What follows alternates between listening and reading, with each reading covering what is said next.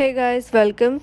So today in this video we are going to review the Fevicryl Mouldit clay, which is epoxy compound, and it's basically used for mural decor and 3D art.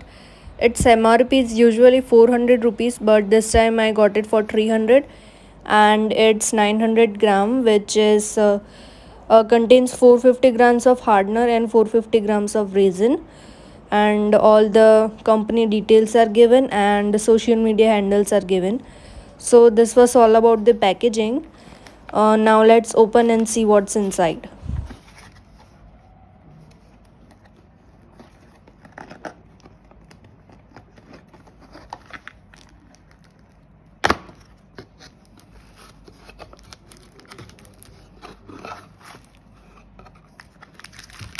So for the first packet, it's the molded hardener. So basically there are two things inside this box, and there are 15 of each, and this one is the molded hardener. And if you look down, then there's a piece of cardboard given to divide the hardener and the resin base. As similar to the hardener, there are 15 packets of resin base as well. So 15 which is 45 gram each, which divides up to 900 gram per box.